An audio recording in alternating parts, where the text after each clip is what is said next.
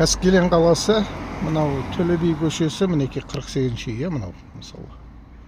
Енді бұл Қаскелең қаласындағы жалғыз не емес, мынандай көшеге тас қоятын. Не деген тас, не деген не.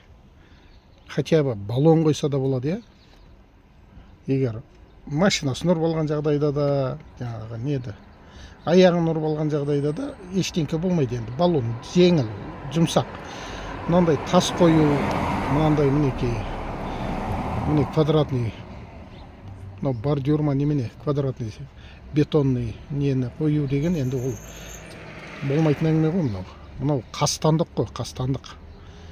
Енді мәшіне қоймасын десе, воротаның алдына жазып қой.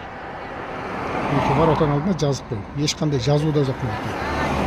Мәшинелеріңізді қоймаңдар. ГАИ шақырамыз деген сияқты қойып қой. Жазып қой.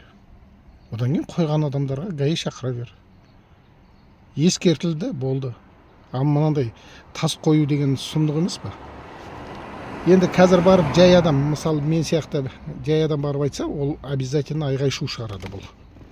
Айғай-шу шығарады, бұлармен айғайласу керек, боқтасу керек, енді арты немен бітетін, бір Алла біледі. Енді бұндай нәрсені акимат көрмей ма? Әкімшіліктің көшесі ғой, мінекей осы жерден алыс емес жерде әкімшілік бар.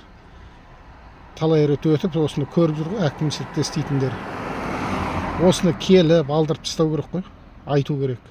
Бұндайларға заң шығару керек. Көшенің аты көше, көшеге бұндай нәрсе қойылмау керек. Не болмаса, обязательно біреу келіп машинесін ұру керек па, аяғын сындыру керек па? Содан кейін барып айғай-шу болу керек па?